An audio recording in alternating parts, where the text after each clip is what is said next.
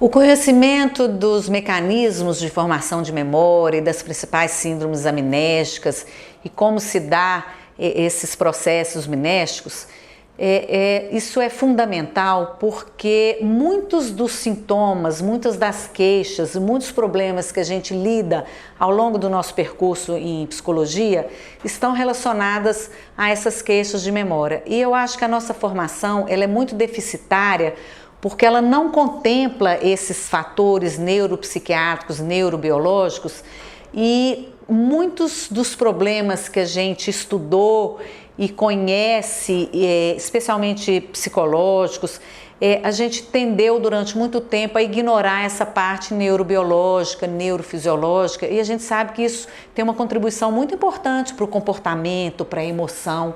Então, todo psicólogo, ele deve conhecer muito sobre os mecanismos de memória, como se dá essa formação do registro da informação, que áreas cerebrais estão envolvidas nesse processo, como se dá a estocagem da informação, a recuperação tardia, que áreas cerebrais e que relação isso tem com neurotransmissores, que tipo de amnésias a gente tem. Muitos quadros hoje, depressão, ansiedade, doença de Alzheimer, alterações vasculares, AVC, tumores.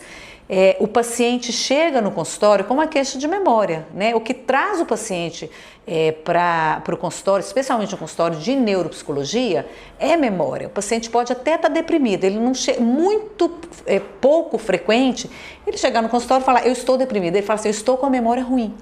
Então é importante a gente conhecer esses processos, não só a parte neuroanatômica, mas também a parte funcional, esses mecanismos, as principais doenças amnésicas e não só saber avaliar esses processos, como também seria importante aprender a reabilitar. O que pode ser feito, né?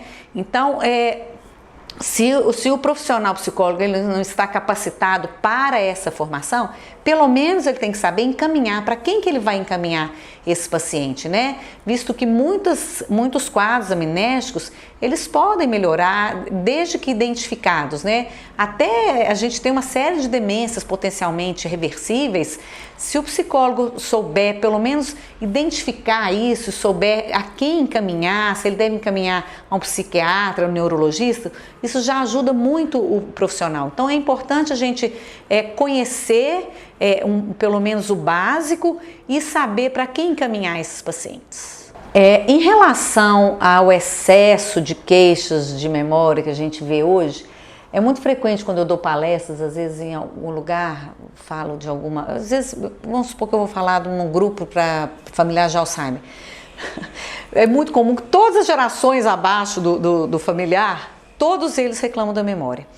E isso a gente vê com muita frequência. No consultório tem aparecido pacientes cada vez mais jovens. Ontem mesmo apareceu uma paciente e falei assim, o que uma paciente de 34 anos faz no consultório de neuropsicologia queixando da memória? Então, o que a gente acredita é que hoje existe um excesso de informações. Então, talvez uma criança hoje de 10 anos, gente, ela esteve mais exposta a informações do que um idoso hoje de 80 anos. Então, assim, hoje existe uma quantidade de informações muito grande e o nosso cérebro ele tem uma capacidade limitada, quer dizer, é ilimitada, mas a gente tem que privilegiar a informação. O cérebro ele tem uma área específica para deletar o que não é importante e guardar o que ele achar relevante, né? Então, já que não é possível guardar tudo, e não precisa guardar tudo também. Talvez a dificuldade maior, especialmente de adolescente para baixo, como essa área ainda que seleciona o que é importante do que não é importante ainda não está totalmente madura, talvez não seja exatamente uma queixa relacionada à memória, mas o que guardar, né? Então eu posso falar pelo meu filho, que guarda uma letra de rap de 50 minutos, mas não guarda uma fórmula de física, né? Então assim, eles têm mais dificuldade de selecionar o que é importante ou não. A quantidade de informação aumentou muito, o que faz com que esquecer fique mais fácil. Ansiedade é um fator que atrapalha muito a memória. Uso de álcool, drogas também costuma afetar. Essa queixa também está muito associada ao uso de benzodiazepínicos, que são ansiolíticos, né, que as pessoas estão tomando desenfreadamente. O Brasil é um dos campeões de uso de benzodiazepínicos. O Brasil também é campeão de uso de antidepressivos, então muito relacionado não só ao medicamento, mas também ao quadro de base, né? Então depressão cursa com queixa de memória, não exatamente de memória, mas um sintoma depressivo é a dificuldade de concentrar. Então o paciente não consegue registrar a informação, portanto ele não lembra depois, então ele fala que é memória. Na verdade não é a memória, é uma dificuldade de atenção, mas ele identifica, isso aparece como uma dificuldade de memória, né, no consultório.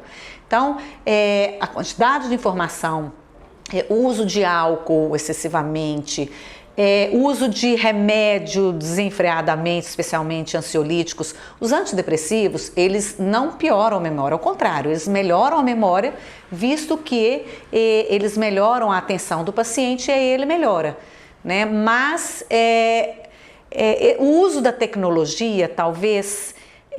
como as crianças estão mais acostumadas a fazer muitas tarefas ao mesmo tempo, né, é esperado que o foco delas diminua um pouco. Talvez, como eu comentei, não é tanto uma dificuldade de memória, mas uma dificuldade de concentrar, especialmente de uma atenção concentrada. Então, a criança ela tem um acervo tecnológico, ela nunca está só no celular, né? Ela está no celular, ela tem uma música ligada, ela está na frente da tela do computador. Então, são muitas ferramentas para dividir o foco dessas pessoas. E a queixa se manifesta basicamente de memória, mas não é exatamente memória não, é mais uma queixa atentiva. Existem várias patologias e causas que cursam com alterações da memória. Então, em pacientes mais idosos, a gente tem os quadros degenerativos, né, os corticais, doença de Alzheimer, e outras formas de demência frontotemporal, alterações vasculares, por exemplo, os AVCs isquêmicos hemorrágicos, a gente tem os traumas crânioencefálicos, a gente tem os tumores, as doenças subcorticais, por exemplo, a doença de Parkinson. Todas essas patologias, elas acometem e prejudicam a memória. Normalmente são quadros que pessoas mais de adulto maduros a idosos estão mais sujeitos. Em adultos, jovens e adolescentes, normalmente essas queixas estão associadas mais a transtornos neuropsiquiátricos, neuropsicológicos. Então são quadros mais de depressão, de ansiedade, de excesso de informação, que cursa com ansiedade, né? Em crianças, existem crianças que têm dificuldade de memória, mas isso não é um quadro isolado, isso normalmente está dentro de uma comorbidade, de eventualmente um quadro de transtorno de déficit de atenção ou um quadro de deficiência intelectual. Então, existem várias patologias que acometem a memória. Elas podem acometer, e a memória pode sofrer tanto por causas psicológicas como causas neuropsiquiátricas, né? Então isso depende muito da idade. A gente vê uma prevalência maior, especialmente adultos hoje, muito no consultório relacionado à ansiedade e depressão, muito. Existem inúmeros testes que avaliam a memória, tanto a memória verbal quanto a memória não verbal, quanto os processos de memória, aquisição, registro, informação, reconhecimento. Então, a gente tem hoje, diferentemente de quando eu comecei, há 21 anos atrás, uma gama muito grande disponível de testes para serem utilizados com pacientes, mas isso também depende da idade, da escolaridade, eventualmente até do gênero do paciente, né? Não o teste em si, mas o score depende também do gênero do paciente. Existem alguns testes que são mais referendados, que são sempre citados em artigos que a gente sempre vê na literatura. Não quer dizer que você não possa usar outros testes. A escolha da bateria depende muito da experiência profissional, de facilidade ao acesso ao material. Existem testes que estão disponíveis na internet, que são de uso irrestrito, então não só psicólogo pode usar, o que facilita o uso por outro fonoaudiólogo, terapeutas ocupacionais, fisioterapeutas. Muitos dos testes precisam ser comprados. Para se comprar testes neuropsicológicos, é preciso ser psicólogo. Alguns testes exigem, para se comprar, exigem um protocolo um pouco maior, você tem que confirmar sua expertise na área, mas existem de livre acesso, é até possível fazer uma avaliação, não tão aprofundada, mas é possível fazer uma avaliação psicológica, neuropsicológica desses processos todos de memória. Bom, em neuropsicologia a gente tem duas matrizes que a gente chama, que é a matriz ideográfica e matriz nomotética. A matriz nomotética, ela é basicamente uma testagem quantitativa, onde a gente tem normas de aplicação, normas de correção, e aquele desempenho vai ser traduzido ou em percentil ou em Z-score. Mas a gente tem também o que a gente chama de matriz ideográfica.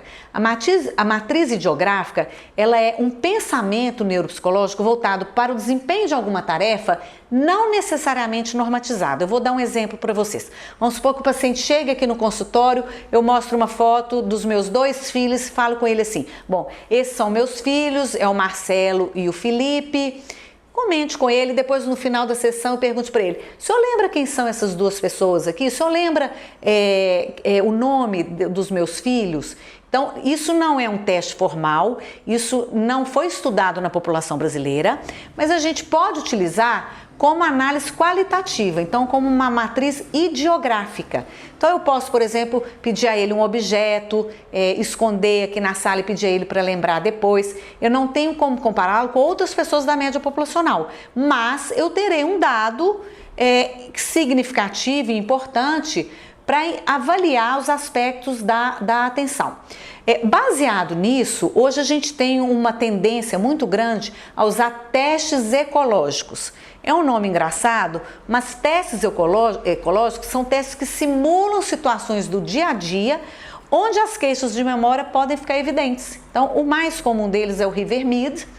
Não está disponível para utilização clínica, a gente só utiliza em pesquisa, mas é um teste que simula situações do dia a dia. A gente fala o endereço de uma pessoa e depois o paciente deve se lembrar, a gente esconde objetos, a gente fala com ele que quando um determinado sinal tocar, ele deve perguntar que dia é a próxima sessão. Então, hoje existe uma gama muito grande de formas de se avaliar a memória. Quem não for trabalhar especialmente com isso pode utilizar os testes que estão disponíveis na internet. Então, através de artigos acadêmicos, teses, a gente pode ter acesso a isso, também os scores. Quem for trabalhar deve investir nesse material, né? Então, comprar testes mais sensíveis, mais específicos, para fazer uma testagem mais aprofundada.